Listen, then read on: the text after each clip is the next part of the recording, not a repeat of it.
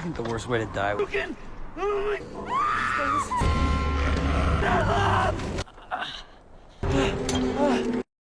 Welcome dear रॉकर्ड्स। आज हम आपके लिए ढूंढ कर लेकर आए हैं एक सुपर सर्वाइवल मूवी जो 2010 में रिलीज हुई थी और मूवी का नाम है फ्रोजन। ये कहानी है तीन फ्रेंड्स की जो स्काइंग करने के लिए बर्फीले पहाड़ पर जाते हैं। स्काइंग करने के लिए इन्हें पहाड़ की चोटी पर पहुंचना होगा जहां से वे नीचे की ओर स्केट करेंगे, लेकिन ऊपर जाते वक्त बीच रास्ते में उनका रोप कार रुक जाता है। अब इतनी ऊंचाई पर और वो भी भारी स्नोफॉल के बीच सर्वाइवल के लिए ये क्या क्या करते हैं और आखिर में ये सर्वाइव कर भी पाते हैं या नहीं, ये सब कुछ इस मूवी में बहुत ही इंटरेस्टिंग तरीके से दिखाया गया है। इस मूवी में हर पल एक नया चैलेंज खड़ा होगा और आप फील कर पाएंगे कि ह्यूमंस अपने सर्वाइवल के लिए किस हद तक जा सकते हैं। मूवी की शुरुआत में एक विशाल बर्फीले पहाड़ को दिखाते हैं। लगता है ये दूध का धुला है। ये एक टूरिस्ट स्पॉट है जिसकी वजह से भीड़ भी ज्यादा होती है। कई लोग रोप कार्स में ऊपर जा रहे होते हैं और हर कोई अपने तरीके से एंजॉय कर रहा होता है। यहाँ स्काइंग को एंजॉय करने के लिए तीन फ्रेंड्स आते हैं। यह है मूवी की हीरोइन पार्कर, इसके पास खड़ा है इसका बॉयफ्रेंड डैन,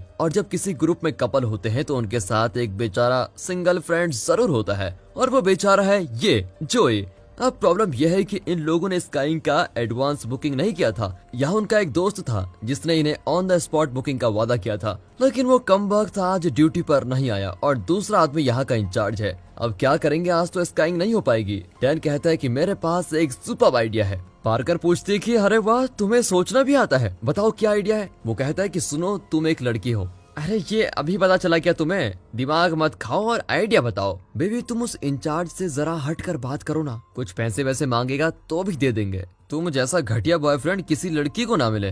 खैर मैं जाकर ट्राई करती हूँ। ये कहकर वो इंचार्ज के पास जाती है और जरा हंसकर कहती है कि मैं और मेरे दो फ्रेंड्स टिकट बुक करवाना भूल गए थे, लेकिन हमारे पास कैश है। अगर आप पैसे लेकर अभी हमारी बुकिंग करवा देते हो तो बहुत बड़ी आपकी मेहरबानी होगी। आपके फ्रेंड्स तो हमारे फ्रेंड्स भी हैं मैडम, उन्हें भी बुलाइए, मैं तुरंत रोप कार अरेंज कर लेता हूँ। इस तरह लड़कियों का नाम सुनकर वो तुरंत मान जाता है। डैन और जोई खुश होकर वहाँ पर आते हैं, लेकिन जब इंचार्ज देखता है कि फ्रेंड्स लड़कियां नहीं लड़के हैं तो वो चिढ़कर पूछता है कि आपकी सहेलियां कहाँ हैं? सर वो पीछे ट्रक में आ रही है, अभी आप हमें अलाउ कीजिए। अच्छा, मुझे ही उल्लू बना दिया। ये सोचकर इंचार्ज उन्हें कार में चढ़ा देता है। तीनों ऊपर जाते जाते नीचे का खूबसूरत नजारा देखते हैं और मजे से गप्पे लड़ा रहे होते हैं। कार बहुत ही ऊंचाई पर जा रही होती है। अचानक सारी रोप्स कार रुक जाती हैं। पार्कर घबरा जाती है, लगता है उसको हाइट से डर लगता है, लेकिन जोई कार को हिलाने लगता है और चिल्लाता है कि हमने पैसे दिए हैं, गाड़ी निकालो भाई। तभी रोप से कार को अटैच करने वाली चिप हिलने लगती है, लेकिन ये लोग उसको नोटिस नहीं करते। डैन जोई को डांटता है कि चुप हो जा वरना नीचे धकेल दूंगा। कुछ देर में कार फिर से चालू हो जाती है। तीनों पहाड़ की चोटी पर पहुंच जाते हैं और तब हमें बताते हैं कि डैन और जोई प्रोफेशनल स्काइंग करते हैं, लेकिन पार्कर पहली बार आई है।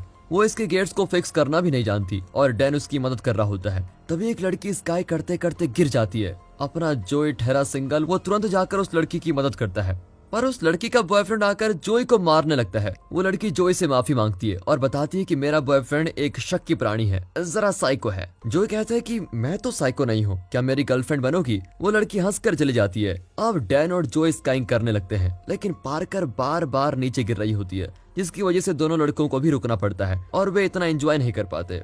अगले सीन में दिखाते हैं कि तीनों नीचे पहुंच गए हैं और एक रेस्टोरेंट में खाना खा रहे होते हैं। डैन और जोई डिस्कस कर रहे होते हैं कि आज इतना मजा नहीं आया क्योंकि उन्हें हर बार पार्कर के लिए रुक रुक कर स्केट करना पड़ा। तभी पार्कर आकर कहती है कि मुझसे ये सब कुछ नहीं होगा, तुम दोनों दोबारा चले जाना, ठीक है? मुझे होटल रूम की चाबी दे दो, मैं आराम करना चाहती हूँ। जोई उससे सॉरी कहता है, पर वो बुरा नहीं मानती और कहती है कोई बात नहीं, वैसे भी हमारे फोन्स वगैरह तो कमरे में ही है, मैं अपने फ्रेंड्स को कॉल करना चाहती हूँ। इस पर जोई कहता है कि अपने फ्रेंड्स को कॉल कर लेना, फिलहाल तो तुम हमारे साथ ही रहो। इस तरह आपस में सुलह करके तीनों बाहर आते हैं तो अंधेरा हो जाता है। अब पार्कर चाहती है कि जोई के लिए वो दोबारा और आखिरी बार फिर से स्काइंग करे, और तब वहाँ वही लड़की आती है जिसकी जोई ने मदद की थी। जोई उससे बात करने लगता है और झट से उसका नंबर भी मांग लेता है। अब इनके पास फोन तो है नहीं, इसलिए जोई उस लड़की का नंबर याद करने लगता है। वो बड़ा खुश होता है कि अगली बार मैं अपनी नई गर्लफ्रेंड के साथ आऊंगा, तुम दोनों के साथ कभी नहीं आऊंगा। अब डैन मजाक उड़ाता है कि वो लड़की अगर एक बार तुझसे बात कर लेगी ना तो समझ जाएगी कि तुझसे उसका साइको बॉयफ्रेंड ही अच्छा है। अब तीनों वापस रोप कार के इंचार्ज के पास जाकर कहते हैं हमें वापस स्काइंग करने जाना है। वो लाख मना करता है कि मौसम ठीक नहीं है और रात भी हो रही है, मैं तुम्हें अलाउ नहीं कर सकता, लेकिन तीनों इतनी जिद करते हैं कि उसे मानना ही पड़ता है और फिर वो तीनों को रोप कार में भेज देता है,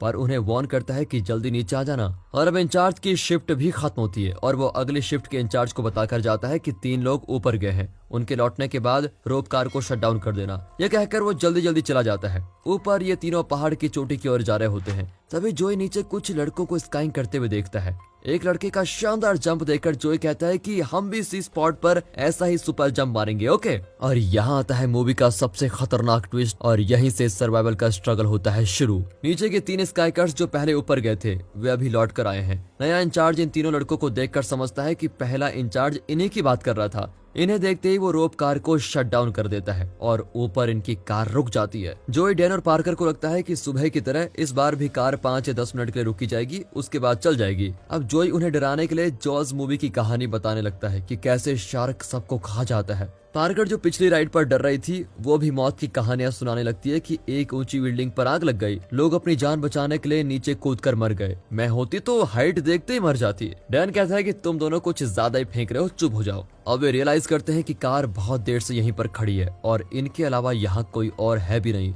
डैन पार्कर को दिलासा देता है कि इंचार्ज सुसु करने गया होगा इसीलिए लेट कर रहा है। और तभी लॉन्ग शॉट में उस जगह को दिखाते हैं, वहाँ की लाइट्स एक एक करके ऑफ होने लगती है। नीचे रेस्टोरेंट्स की लाइट्स भी ऑफ हो जाती हैं। अब इन तीनों का दिल धक धक धक करने लगता है। लगता है इंचार्ज हम सबसे बदला लेने के लिए सब कुछ कर रहा है, इसलिए उसने लाइट्स ऑफ की हैं और ये भी बंद हो गया है। पार्कर तो कुछ ज्यादा ही डरने लगती है क्योंकि ये जगह सिर्फ वीकेंड्स में खुलती है और आज संडे है। तब तक तो यहाँ नाम के लिए भी कोई इंसान नहीं आएगा। पर डैन उसको हिम्मत देता है कि अगर ऐसा हुआ भी तो मैं यहाँ से कूदकर किसी को मदद के लिए लेके आऊंगा, मुझे इन चीजों में एक्सपीरियंस है। लेकिन पार्कर का डर कम नहीं होता और वो हेल्प हेल्प करके जोर से चिल्लाने लगती है। अब जोई भी उसे शांत करने की कोशिश करता है, पर पार्कर कहती है मुझे 1 बाथरूम जाना है। इस पर वो कहता है कि देख बिटिया, फिलहाल तो 1 बाथरूम 2 बाथरूम सब यहीं करना होगा, मैं सपोर्ट रॉड को जरा उतार देता हूँ, तुम यहीं बैठकर कर लेना। पार्कर डांटती है कि मुझे मरना नहीं है, समझे, मैं सुसु कंट्रोल कर लूंगी, तुम बस अपना मनहूस मुंह बंद रखो। अब वक्त धीरे धीरे बीता जा रहा होता है और बहुत देर बाद स्नो स्टॉर्म भी होने लगता है। इन पर भी बर्फ गिरती है और बर्फ का एक एक टुकड़ा इन्हें सुई की तरह चुभता है। अब उन्हें डर लगता है कि हम यहीं धीरे धीरे मरने वाले हैं। और तब नीचे एक रोशनी दिखाई देती है, बर्फ हटाने वाली एक गाड़ी वहां पर आ रही होती है। तीनों चिल्लाने लगते हैं, लेकिन स्नो स्टॉर्म की वजह से वो गाड़ी हर तरफ से सील्ड होती है और ड्राइवर को कुछ भी सुनाई नहीं देता। लेकिन फिर भी अगर वो थोड़ा आगे आ जाएगा तो उसकी नजर इनकी कार पर जरूर पड़ेगी।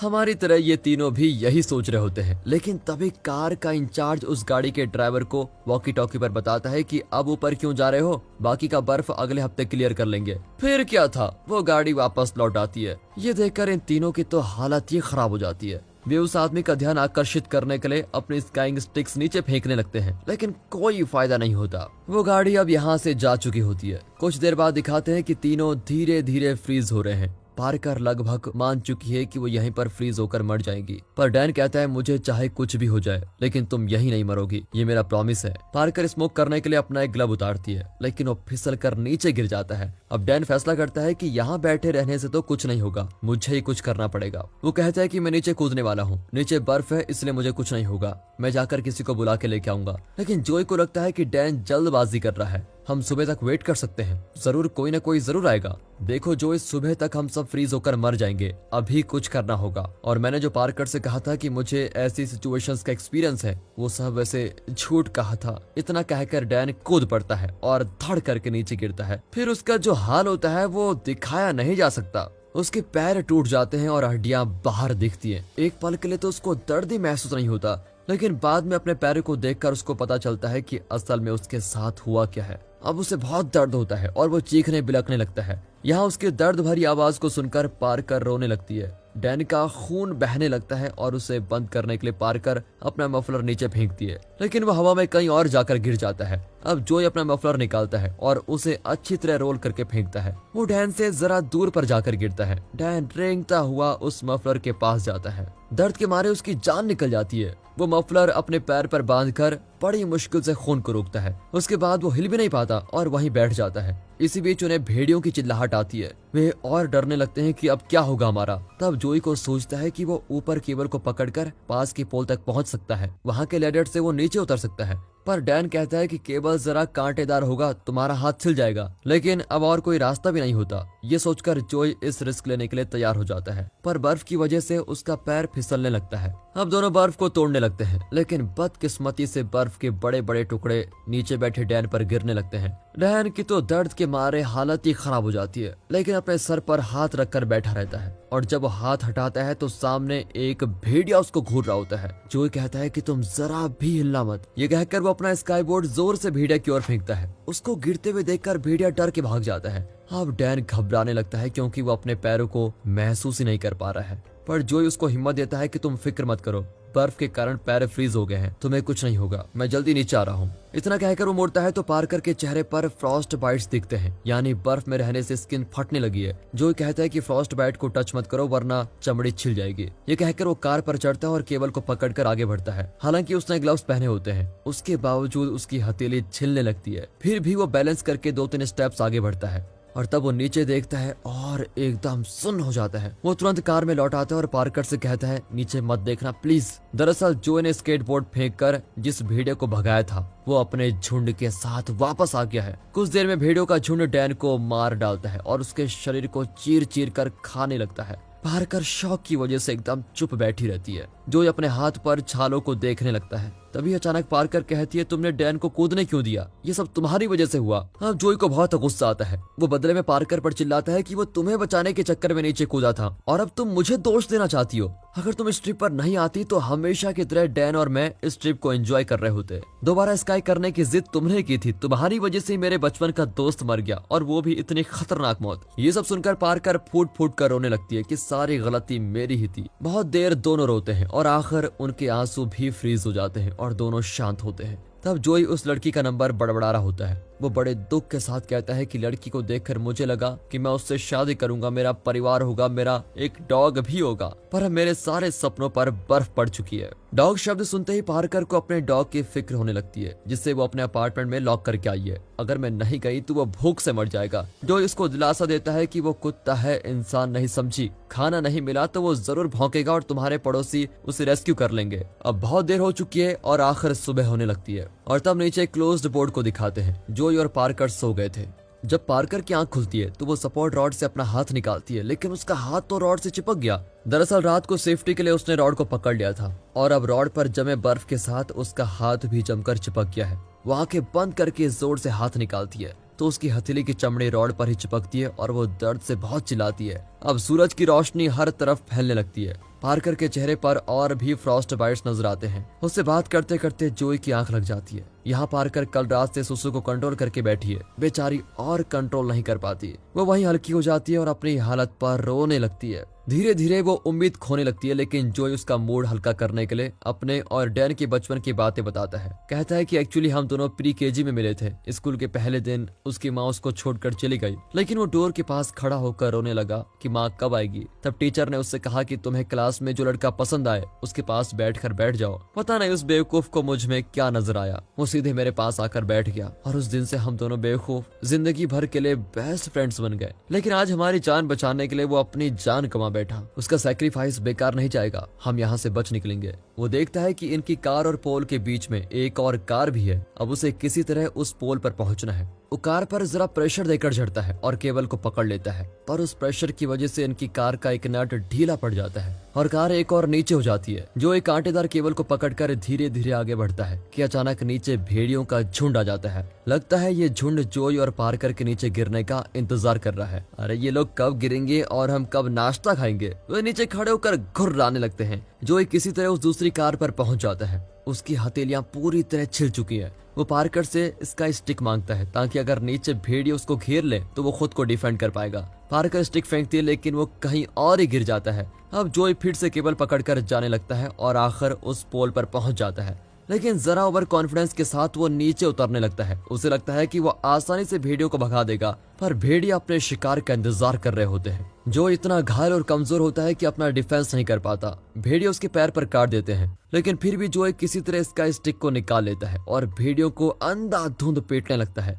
एक भेड़िए की आंख डैमेज हो जाती है और उसके साथी भी डर के मारे कुछ दूर भाग जाते हैं। अब जोई बड़ी मुश्किल से स्काई बोर्ड पर बैठ जाता है जो उसने पहले फेंका था। वो धीरे धीरे उस पर स्केट करता है और पार्कर को भी आवाज देता है कि मैं जल्दी किसी को बुला लाऊंगा। अब भेड़िए जान चुके हैं कि जोई घायल है और वे उसका पीछा करने लगते हैं। ये दृश्य देखकर तो पार्कर घबराने लगती है। बहुत देर हो जाती है और अब ठंड भी बढ़ रही है। वो फिर से फ्रीज होने लगती है। जोई अब आएगा तब आएगा ये सोचकर पार्कर इंतजार करती रहती है। जल्द ही अंधेरा हो जाता है। पार्कर खुद को दिलासा देती है कि शायद जोई पहाड़ के निचले हिस्से में गया होगा, इसीलिए देर हो रही है। वो जरूर किसी को लेकर आएगा। इंतजार करते करते रात बीत जाती है और अगला दिन ही आ जाता है। अब पार्कर को यकीन हो जाता है कि उसे अपनी मदद खुद ही करनी पड़ेगी और कोई उसे रेस्क्यू करने वाला नहीं आएगा। वो धीरे से नीचे जाने की कोशिश करती है, लेकिन तभी कार का स्क्रू जो रोप के साथ कनेक्टेड है वो खुलने लगता है। उसे खुलते हुए देखकर पार्कर टेंशन में कार को पकड़कर लटक रही होती है और तभी अचानक रोप कट होता है और पार्कर कार के साथ नीचे गिरने लगती है, लेकिन वो जमीन पर नहीं गिरती। दरअसल एक छोटे वायर के बल पर कार लटक रही होती है। लेकिन अच्छी बात यह है कि रोप के कटने से पार्कर अब उतनी ऊंचाई पर नहीं है। वो जमीन के जरा पास ही आ गई है। अब वो नीचे गिरी भी तो उसे कुछ नहीं होगा। इस बात को ध्यान में रखते हुए पार्कर रोप को छोड़ देती है और धड़ करके नीचे गिरती है। उसे ज्यादा चोट नहीं लगती, लेकिन जरा चक्कर आने लगते हैं। अब इससे पहले कि वो चैन की सांस ले, कार का वो पतला वायर कट जाता है और रोप कार सीधे पार्कर के पैर पर आकर गिर जाता है। पार्कर का पैर टूट जाता है क्योंकि ये एक स्लोप है। पार्कर धीरे धीरे रेंगती हुई नीचे जाती है, लेकिन कुछ दूर पर वो बर्फ पर लाल रंग देखती है। ये जोई का खून है। दरअसल उन भेड़ियों ने जोई पर अटैक किया और उसके टुकड़े टुकड़े कर दिए। उसके बॉडी पार्ट्स यहाँ वहाँ पड़े होते हैं और अब भेड़िए उसको खा रहे होते हैं। और तभी एक भेड़िया पार्कर को देखता है। पार्कर को अपने शरीर के टुकड़े होते हुए नजर आते हैं, लेकिन नहीं, यहाँ मूवी का आखिरी ट्विस्ट आता है। भेड़ियों का झुंड कल रात डैन को खा चुका था और अब जोई को भी खा रहे होते हैं, इसलिए उनकी भूख मिट चुकी है और वे पेट भर खा चुके हैं। इसीलिए वे पार्कर पर अटैक नहीं करते। यही है जानवरों का नेचर। लेकिन इंसान के नेचर के बारे में आपका क्या ख्याल है, कमेंट्स करके बताइए। अब पार्कर और आगे बढ़ती है और उस टूरिस्ट स्पॉट को भी क्रॉस कर लेती है जहाँ से उन्होंने शुरुआत की थी। बहुत देर रेंगती भी वो एक जगह पर पहुंचती है जहाँ पर उसको एक सड़क नजर आती है। उस तरफ एक गाड़ी आ रही है। वो बड़ी मुश्किल से उठने की कोशिश करती है और हेल्प हेल्प करके चिल्लाती है, लेकिन वो गाड़ी रुकती नहीं। अब पार्कर नीचे गिर जाती है। फिर भी वो कोशिश करके धीरे धीरे सड़क के बीचों बीच पहुंचती है और बेहोश होने लगती है। तभी एक और गाड़ी आती है और उसका ड्राइवर पार्कर को देखकर गाड़ी रोक लेता है। वो पार्कर को तुरंत हॉस्पिटल लेके जाता है। पार्कर इतनी फ्रीज हो चुकी है कि वो बात भी नहीं कर पाती, लेकिन ड्राइवर उसको हिम्मत देता है कि डरो मत, हम जल्द ही हॉस्पिटल पहुंच जाएंगे। और तब पार्कर के कानों में डैन की एक ही बात गूंज रही होती है, तुम मुझ पर विश्वास रखो, मैं तुम्हें जरूर बचाऊंगा, तुम यहाँ पर नहीं मरोगी। पार्कर रियलाइज करती है कि डैन ने बिल्कुल सच कहा था और इसी के साथ ये मूवी यहाँ पर खत्म होती है। दोस्तों, अगर मूवी अच्छी लगी हो, वीडियो अच्छी लगी हो, स्टोरी अच्छी लगी हो, एक्सप्लेनेशन अच्छा लगा हो तो इससे ज्यादा शेयर करें। कमेंट करके बताइए कैसी लगी आपको मूवी। मिलते हैं अगली वीडियो में, तब तक के लिए गुड बाय, अपना ख्याल रखिए and finally thanks for watching.